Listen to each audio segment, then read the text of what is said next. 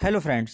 Invertebrate zoology की series में आज हम इस वीडियो में फाइलम निमेटोडा में एस्कैरिस की external morphology, body wall, digestive system, reproductive system और लाइफ साइकिल के बारे में जितनी डेवलपमेंट स्टेजेज हैं उनके बारे में हम इस वीडियो में पढ़ेंगे।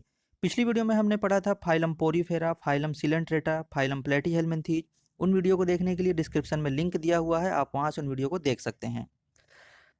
सबसे पहले देखते हैं कि जो एस्कैरिस लुम्ब्रिकार्डिस है वो उसका डिस्ट्रीब्यूशन कहाँ पे होता है। इसको कॉमन राउंडवर्म भी कहते हैं, गोलकृमि, सामान्य गोलकृमि। और जो एस्कैरिस लुम्ब्रिकार्डिस है वो मनुष्य की आंत्र परजीवियों में से एक है और ये एडल्ट मानव की अपेक्षा बच्चों की स्मॉल इंटेस्टाइन में सामान्य रूप से ज़्यादा मिलता है। इसके बाद इसका external morphology, shape, size and colour. तो जो एस्कैरिस का रंग होता है वो हल्के पीले से हल्के गुलाबी रंग का होता है। शरीर लंबा, बेलनाकार और शरीर पर संपूर्ण लंबाई में आगे से लेकर के पीछे की ओर तक 4 लॉन्गिट्यूडिनल स्ट्रेक्स यानी कि अनुदैर्ध्य धारियां पाई जाती हैं। इसके बाद है इसका छिद्र, एपर्चर। अगले सिरे पर स्थित जो मुख है वहां पर एक त्रिभुजाकार छिद्र होता है, त्रिभुजाकार छिद्र है और जो 3 चौड़े लेबिया द्वारा सुरक्षित रहता है। इनमें से एक मिड डार्सल और शेष 2 लेट्रोवेंट्रल होते हैं। प्रत्येक लेबिया में बाहर की सतह पर संवेदी पैपिला होती हैं जो मुख के पीछे एक्सक्रेटरी पोर होता है। और फीमेल में जेनिटल पोर और एनस दोनों अलग अलग बाहर खुलते हैं। ये फीमेल है, ये फीमेल है और ये मेल है। तो फीमेल में ये गोनोपोर, ये छिद्र है, और एनस ये दूसरा छिद्र है, दोनों अलग अलग खोलते हैं। और इस पे मुख के पीछे एक एक्सक्रेटरी पोर भी होता है। ये मुख के पीछे है ये एक्सक्रेटरी पोर। इसके बाद है इसका इंपॉर्टेंट पॉइंट, पैपिलिया। ये क्या है? ये स्ट्रक्चर में हम देख रहे हैं, डायग्राम में हम देख रहे हैं कि जो पैपिलिया है ये स्ट्रक्चर है, ये पैपिलिया कहलाएंगी। और ये प्रत्येक लिप की बाहरी सतह पर कुछ संवेदी आउट ग्रोथ्स होती हैं जिनको हम पैपिलिया कहते हैं। इनमें से सबसे इंपॉर्टेंट है इसका एम्फिड नामक जो पैपिलिया है वो स्वादग्राही होता है और जो अन्य सब होती हैं वो स्पर्शग्राही होती हैं। नर जंतु के पिछले सिरे पर जो क्लोकल एपर्चर है वहां से पहले 50 जोड़ी प्री एनल पैपिलिया, ये प्री एनल पैपिलिया, और पांच जोड़ी पीछे की ओर 5 जोड़ी पोस्ट एनल पैपिलिया होती हैं। तो इनका कार्य क्या होता है, फंक्शन क्या है इनका? मेल की जो ये पैपिलिया हैं वो जो मैथुन क्रिया होती है उस मैथुन क्रिया में हेल्प करती हैं, सहायक होती हैं। इसके बाद है शरीर भित्ति। जो इसकी बॉडी वॉल है उसमें मेन 3 स्तरों की बनी होती है। एक्सकैरिस की जो बॉडी वॉल है वो 3 स्तरों की बनी होती है। पहली क्यूटिकल, दूसरी एपिडर्मिस और तीसरी लॉन्गिट्यूडिनल मसल्स। ये पहला स्तर है जो वो क्यूटिकल का है।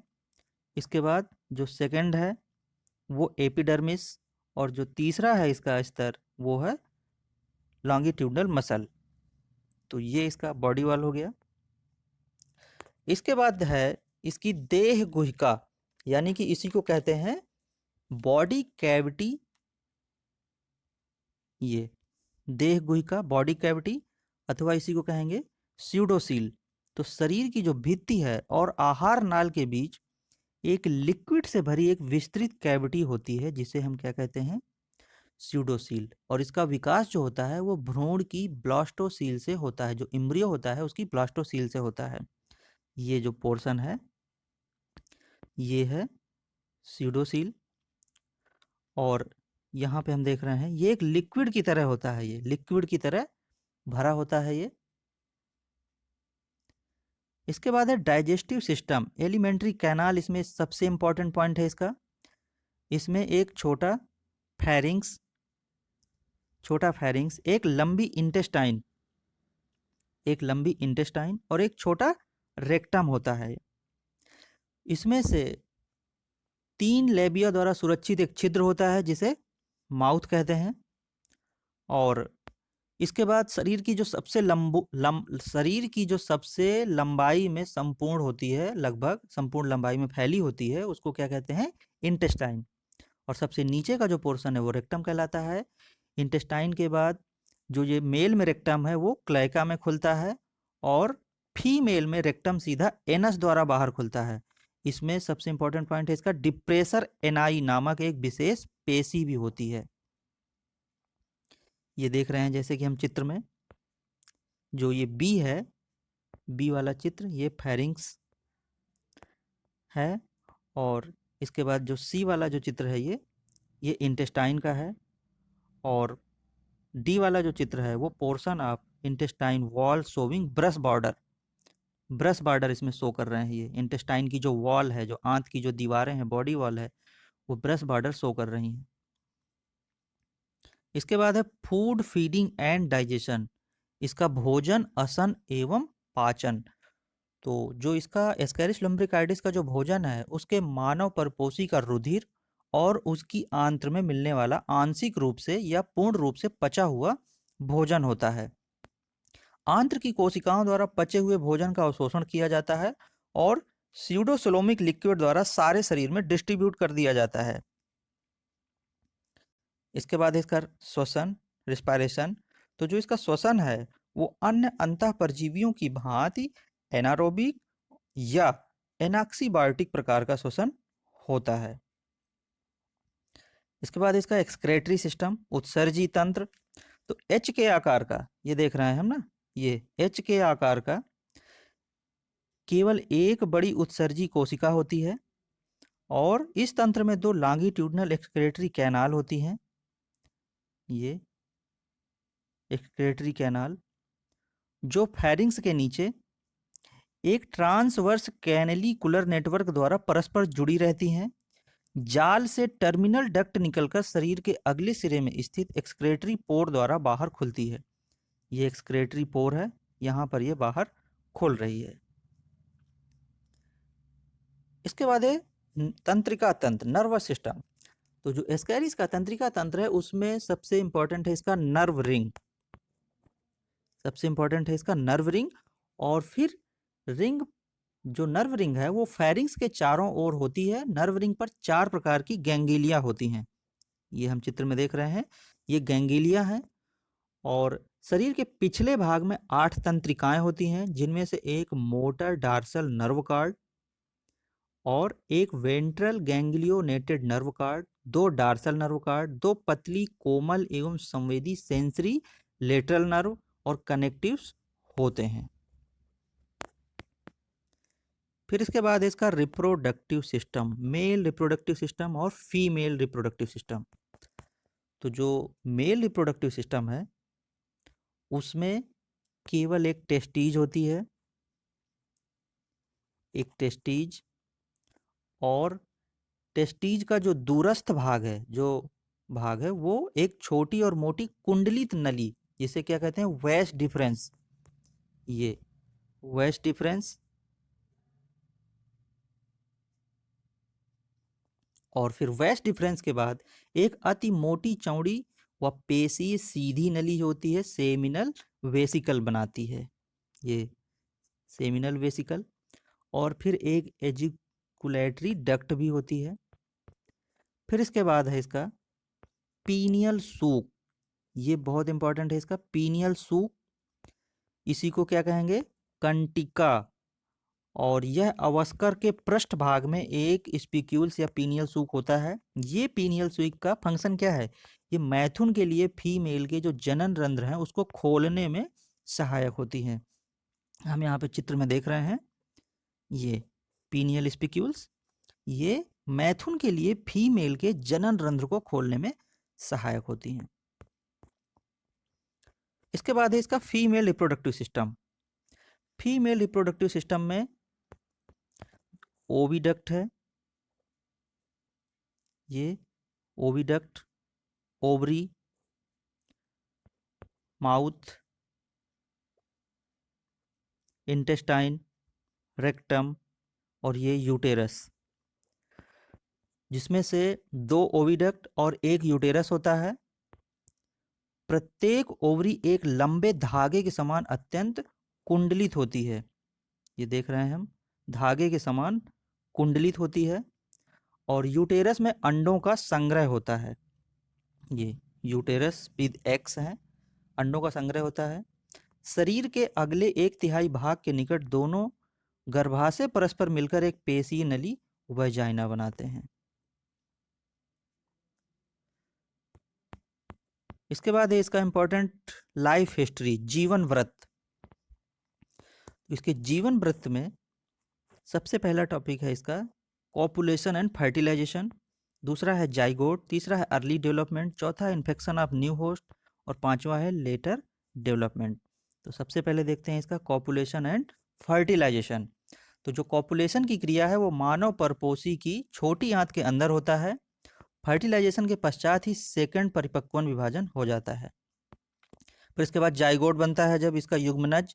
तो फर्टिलाइजेशन के तुरंत बाद अंडे की बाहरी सतह पर फर्टिलाइजेशन मेम्ब्रेन बनती है, जो कठोर होकर एक मोटा, स्पष्ट और काइटिनी का कवच बन जाता है। और फिर इसके बाद काइटिनी का कवच बनने के बाद फीमेल एस्कैरिस एक बार में लगभग कितने 20,000 और एक दिन में 20 लाख अंडे देती है। ये अंडे यूटेरस से फीमेल जनन का जो रंध्र होता है वहां से परपोषी की इंटेस्टाइन में आ जाते हैं, जहां पर अपर्याप्त नमी और ऑक्सीजन की कमी के कारण इन अंडों का आगे परिवर्धन डेवलपमेंट नहीं होता है और अंत में ये परपोषी के मल के साथ बाहर निकल जाते हैं। फिर इसके बाद है इसका इंपॉर्टेंट पॉइंट है दूसरा, प्रारंभिक परिवर्धन यानी कि अर्ली डेवलपमेंट। तीसरा पॉइंट है इसका अर्ली डेवलपमेंट। यहाँ पर विभाजन के फलस्वरूप क्या होगा, 16 कोशिकाओं वाला एक खोखली गेंद के आकार का एम्ब्रियो बन जाता है। और फिर इसके बाद ब्लास्टुला में अंतर्वलन की प्रक्रिया होती है। और ब्लास्टुला में जब अंतर्वलन की प्रक्रिया हो जाएगी तो फिर ये गैस्ट्रुला बन जाता है। फिर इसके बाद क्लीवेज यानी कि विदलन प्रारंभ हो जाता है, वहां से क्लीवेज। और क्लीवेज आरंभ होने के पश्चात 10 से 14 दिनों में जुवेनाइल एनिमल बन के तैयार हो जाता है। इस जुवेनाइल जंतु में एलिमेंट्री कैनाल, नर्व रिंग और उत्सर्जी तंत्र, एक्सक्रेटरी सिस्टम हो जाता है। इस अवस्था को क्या कहते हैं, रैबिडिटी फॉर्म लार्वा। ठीक है, बहुत इंपॉर्टेंट है इसका, ये रैबिडिटी फॉर्म लार्वा कहते हैं। और प्रथम अवस्था का जो ये रैबिडिटी फॉर्म लार्वा है वो इन्फेक्टिव नहीं होता है, परंतु 1 सप्ताह में यह अंडे के कवच के अंदर रहते हुए ही प्रथम विमोचन करके सेकेंड स्टेज में जो रैबिडिटाइड लार्वा बन जाता है तो वो परपोषी में संक्रमण करने में सक्षम होता है। यानी कि जो पहला लार्वा होगा वो सक्षम नहीं है और जो दूसरा लार्वा है वो परपोषी में संक्रमण करने में सक्षम होता है। इसके बाद है इन्फेक्शन ऑफ न्यू होस्ट। जो नए परपोषी का संक्रमण होगा उसमें हमें पता है कि इसका मध्यस्थ परपोषी यानी कि सेकेंड इसका होस्ट नहीं होता है। तो मनुष्यों द्वारा जो दूषित भोजन होगा, जो ह्यूमन है वो क्या करेगा, कंटेमिनेटेड फूड और वाटर को जब ग्रहण करेगा दूषित भोजन या जल के साथ, तो संक्रमणकारी सेकेंड स्टेज के जो रैबिडिटाइड लार्वा हैं उनको धारण किए हुए एस्कैरिस के अंडों का सीधे ही अंतर्ग्रहण करने से इसका संक्रमण हो जाता है। फिर इसके बाद है लेटर डेवलपमेंट। लेटर डेवलपमेंट यानी कि बाद का परिवर्धन।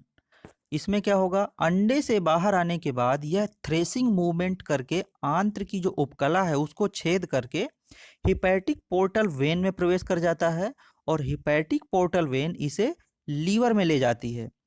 फिर इसके बाद जहां से अंत में यह हिपैटिक वेन व पोस्ट केवल वेन द्वारा हृदय में पहुंच जाता है, यानी हार्ट में पहुंच जाता है।